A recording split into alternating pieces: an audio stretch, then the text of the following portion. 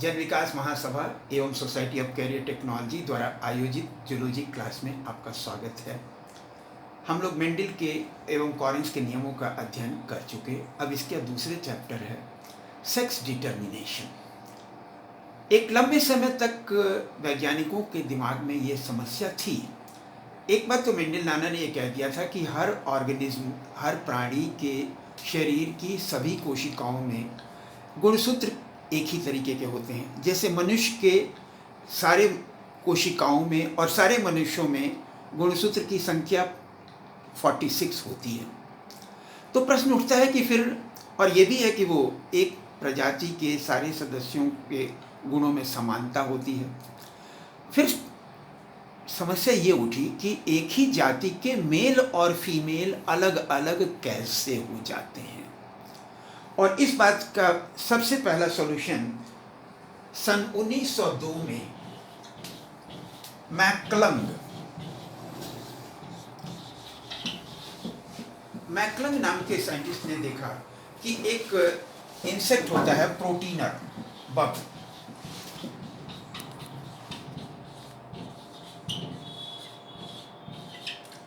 और प्रोटीनर बग में इन्होंने देखा कि मेल जो भी होते थे उनमें 13 क्रोमोसोम्स होते थे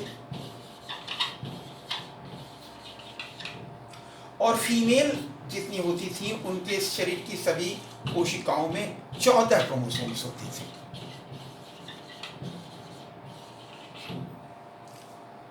अब यहाँ एक फर्क पता चला।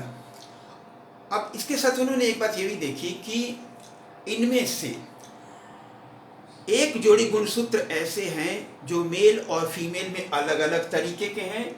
यहाँ पर तो एक ही है और यहाँ पर 2 है। तो और कुछ तो नहीं मालूम था उसके बारे में, तो इसलिए उसका नाम रख दिया गया एक्स क्रोमोसोम। या क्योंकि मेल और फीमेल दोनों में वो अलग अलग थे तो इसलिए उसे सेक्स क्रोमोसोम कहा गया। एक्चुअली सेक्सस वर्ड जो है लैटिन का है और जिसका मतलब है सेपरेट।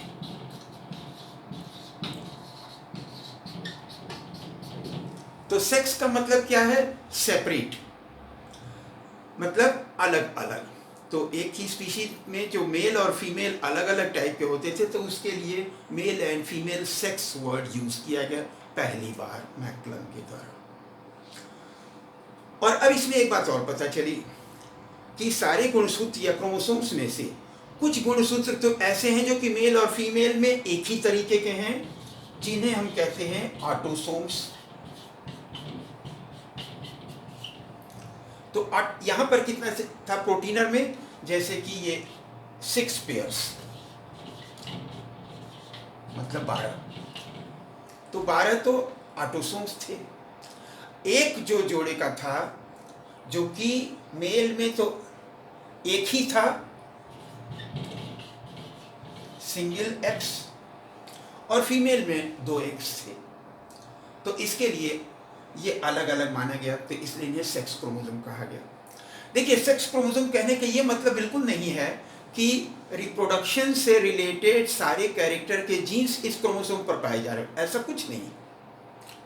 हो सकता है कि रिप्रोडक्शन से रिलेटेड कुछ कैरेक्टर्स के जीन्स ऑटोसोम्स पर पाए जाएं और दूसरी तरफ कुछ ऐसे भी कैरेक्टर्स हैं और जो कि सोमैटिक कैरेक्टर जैसे हीमोफीलिया, कलर ब्लाइंडनेस वगैरह, जिनका रिप्रोडक्शन से कोई मतलब नहीं है लेकिन उसके जीन्स सेक्स क्रोमोसोम पर पाए जाते हैं। तो यहाँ बात सिर्फ इतनी सी है कि ये मेल और फीमेल सेक्सेस के सेल्स में ये अलग अलग तरीके के होते हैं। तो अब इन क्रोमोसोम्स के आधार पर डिफरेंट एनिमल्स में सेक्स डिटर्मिनेशन कई प्रकार का होता है। जैसे सबसे कॉमन वाला क्या है? ये XX और XY सिस्टम, जिसमें मेल में जो इस जोड़े के दोनों क्रोमोसोम हैं X और Y, ये अलग अलग तरीके के होते हैं। और जो फीमेल में इस जोड़े के दोनों क्रोमोसोम्स एक ही तरीके के होते हैं। बाकी ऑटोसोम्स दोनों में एक ही तरीके के होते हैं।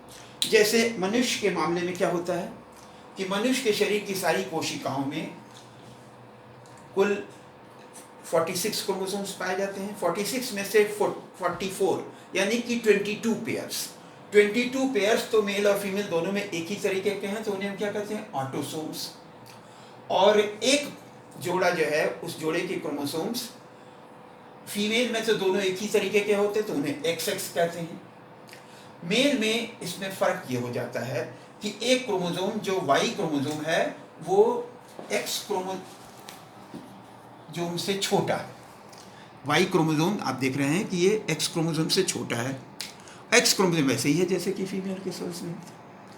वहीं पे ड्रोसोफिला, जिसके द्वारा प्रारंभिक जेनेटिक्स के एक्सपेरिमेंट खूब सारे ड्रोसोफिला फ्रूट फ्लाई पे किए गए, उसमें देखा गया कि उसमें मेल में XY क्रोमोसोम में Y क्रोमोसोम एक छड़ी, मूठ की मुड़ी हुई छड़ी की तरीके से होता था। ह्यूमन में क्या है, Y क्रोमोसोम छोटा होता है। तो अब यहाँ फर्क हो गया कि ये मेल जो हैं हेट्रोगैमेटिक होते हैं। हेट्रोगैमेटिक का मतलब दो तरह के गैमीट बनाते हैं। एक में तो 22 ऑटोसोम के साथ वो X क्रोमोसोम गया, और एक जिसमें 22 क्रोमोसोम के साथ वो Y वाला क्रोमोसोम गया। फीमेल जो है वो होमोगैमेटिक हैं, उसमें 22 ऑटोसोम्स गए और एक X क्रोमोसोम गया, तो वो एक ही तरीके के बने। अब दो संभावनाएं हो सकती हैं। इस तरीके का स्पर्म जो है इस तरीके के ओवम से मिल जाए तो क्या होगा, X और X मिलकर के XX हो गए, ये फीमेल हो गया। वहीं पे ये वाला जो है स्पर्म यदि इस ओवम से मिल गया तो यहाँ Y और XY हो गया, ये मेल हो गया। तो इस तरीके से ह्यूमन बीइंग और ड्रोसोफिला में सेक्स डिटर्मिनेशन होता है।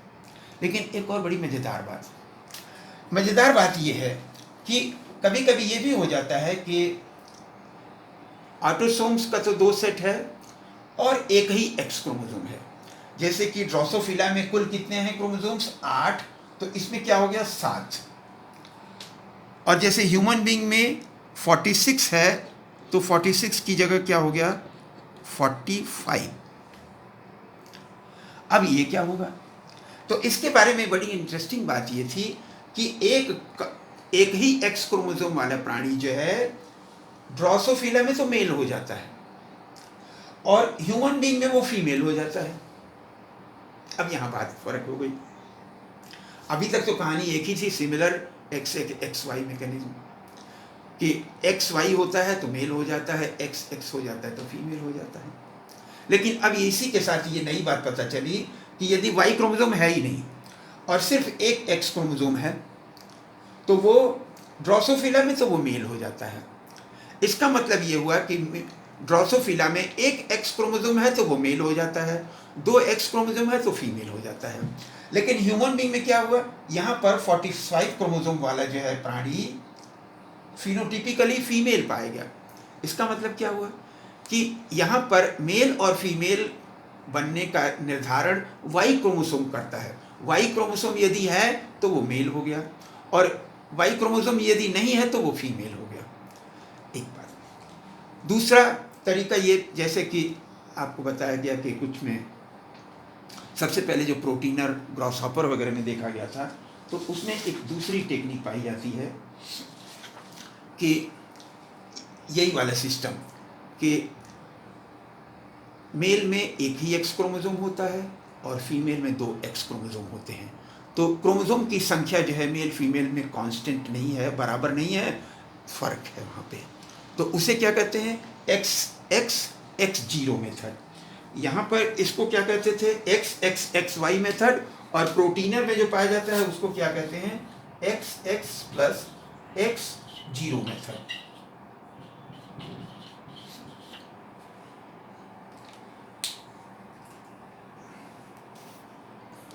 देखिए आप XXX0 मेथड में, जैसे कि प्रोटीनर और ग्रॉसहॉपर में होता है, फीमेल में 2 X क्रोमोसोम है और मेल में केवल एक X क्रोमोसोम है। तो 2 तरीके के ये स्पर्म्स बनाएंगे, एक जिसमें कि एक सेट ऑटोसोम के साथ एक X क्रोमोसोम होगा, और एक ऐसे जिसमें कि एक सेट ऑटोसोम के साथ कोई X क्रोमोसोम नहीं होगा। अब एक तीसरा वेरिएशन पाया जाता है बर्ड्स में, बर्ड्स में सिस्टम तो वही है एक्स एक्स एक्स वाई वाला, लेकिन रिवर्स ऑर्डर में है। रिवर्स ऑर्डर मतलब ये है कि वहाँ उसमें मेल में एक्स एक्स होता है और फीमेल में एक्स वाई होता है। तो यहाँ पे कोई डिस्क्रिपेंसी ना हो इसके लिए उसके लिए एक अलग शब्द इस्तेमाल करते हैं हम, Z Z Z W method. इस मेल में क्या होता है, दोनों सेक्स क्रोमोसोम एक ही तरीके के होते हैं, उन्हें जेड जेड कहते हैं, और फीमेल में क्या होता है कि वो जेड डब्ल्यू होते हैं। ये हेट्रोगैमेटिक है। तो फीमेल यहाँ पे दो तरीके के ओवा बनाएंगे, मेल एक ही तरीके के स्पर्म बनाएंगे। यदि जेड वाला जो है ओवम स्पर्म से यूनाइट होगा तो वो मेल बन जाएगा, और यदि डब्ल्यू वाला यूनाइट होगा तो वो फीमेल बन जाएगा। यहाँ तक तो कहानी आसान थी।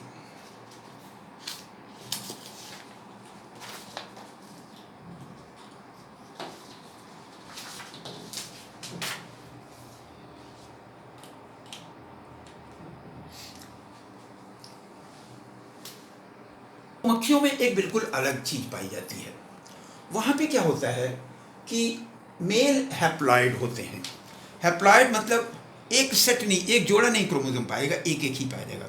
तो मेल के सारे कोशिकाओं में 16 गुणसूत्र पाए जाते हैं, और फीमेल में जो है 32 गुणसूत्र पाए जाते हैं। देखिए हमने 16 और 32 क्रोमोसोम नहीं बनाया है वो हम का, लेकिन इसको आप समझ लीजिए, ये 16 क्रोमोसोम और ये 32 क्रोमोसोम।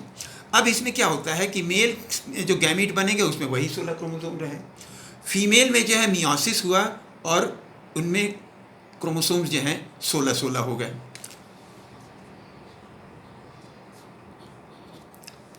अब एक बड़ी इंटरेस्टिंग बात होती है, यदि ये फीमेल गैमीट मेल गैमीट से मिल गया, फर्टिलाइजेशन हुआ, तब 32 क्रोमोसोम हो जाएंगे, ये जो है फीमेल हो जाएगा।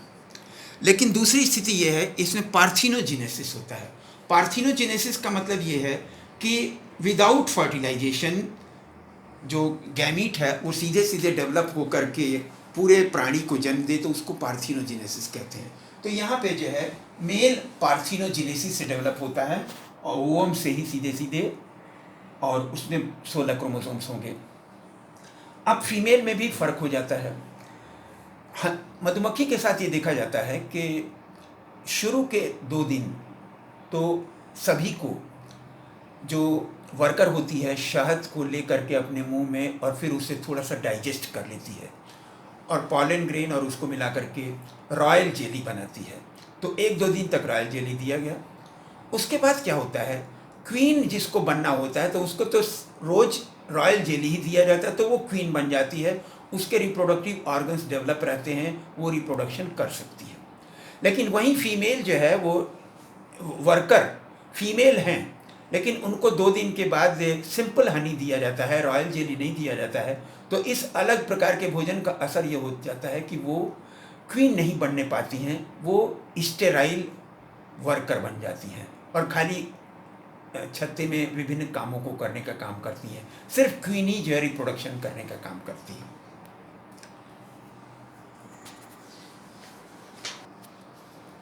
एक है bridge balance theory. Bridge balance theory ये कहता है कि एक्चुअली सेक्स डिटर्मिनेशन जो है एक्स क्रोमोसोम या सेक्स क्रोमोसोम और ऑटोसोम्स के संतुलन या बैलेंस से निर्धारित होता है। एक्स क्रोमोसोम फीमेलनेस के लिए जिम्मेवार हैं और ऑटोसोम्स जो है मेलनेस के लिए जिम्मेवार हैं। तो उसमें तराजू के पलड़े की तरह से है कि जिधर का पलड़ा ज़्यादा भारी हो जाता है, मेलनेस वाला पलड़ा ज़्यादा भारी हो गया तो वो मेल हो जाता है, फीमेलनेस वाला पलड़ा ज़्यादा भारी हो गया तो वो फीमेल हो जाता है। ये कैसे पता चला था? इसके लिए ड्रोसोफिला में देखा गया कि एक ट्रिप्लॉइड इंटरसेक्स मिला। ट्रिप्लॉइड इंटरसेक्स जिसमें कि बाकी ऑटोसोम्स थे 2 की जगह 3 थे, तो 3 3 6 3 9 हो गए, और 2 एक्स क्रोमोसोम, तो टोटल कितने हो गए इसमें क्रोमोसोम्स? 11। और ये इंटरसेक्स था। अब बात ये आई, पहले हम ये मान करके चल रहे थे कि एक एक्स क्रोमोसोम यदि है तो वो मेल होगा, 2 एक्स क्रोमोसोम होगा तो फीमेल होगा। तो यहाँ पे 2 एक्स क्रोमोसोम है, इसको फीमेल होना चाहिए। लेकिन ये नॉर्मल फीमेल नहीं है, इंटरसेक्स है। इंटरसेक्स है, इसका मतलब कि ऑटोसोम की संख्या का कम ज़्यादा होने का असर भी सेक्स डिटर्मिनेशन पर पड़ता है। तो इसी बात पे ब्रिज ने एक सिद्धांत ये दिया कि इसमें ऑटोसोम्स जो हैं वो तो मेलनेस के लिए जिम्मेवार हैं और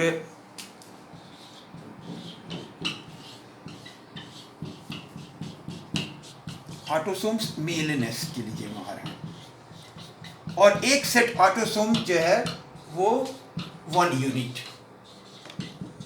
एक खुराक हो गया, और एक्स क्रोमोसोम जो है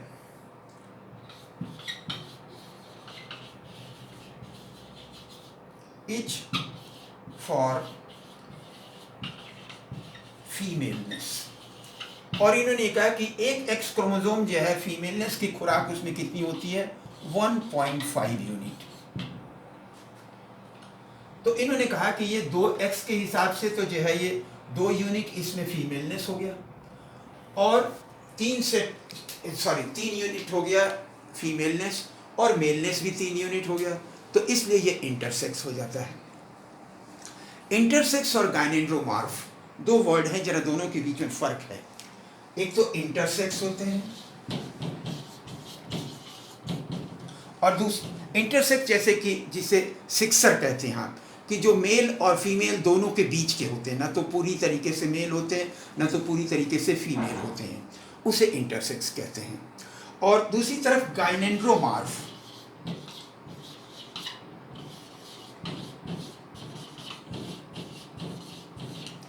तो गाइनेंड्रोमॉर्फ जो होते हैं वो उनके शरीर का आधा हिस्सा या 1/4 हिस्सा मेल होगा और बाकी आधा हिस्सा 1/4 हिस्सा फीमेल होगा। तो शरीर का कुछ हिस्सा मेल और शरीर का कुछ हिस्सा फीमेल होगा, तो उसे गाइनेंड्रोमॉर्फ कहते हैं। इंटरसेक्स में क्या होता है कि वो पूरा का पूरा एनिमल ही जो है ना तो मेल होगा ना तो फीमेल होगा, दोनों के बीच का होगा। Last but not the least, एक बड़ी इंटरेस्टिंग चीज़ पाई गई है।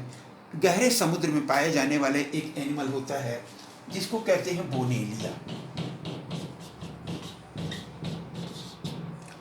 और बोनेलिया में फीमेल का शरीर तो लगभग 2-3 सेंटीमीटर, लगभग इतना बड़ा होता है, और शरीर ये गोल सा हिस्सा होगा, एक लंबा सा नेक होगा, ये कॉलर होगा। लेकिन मेल का शरीर बहुत छोटा सा नन्हा सा होगा,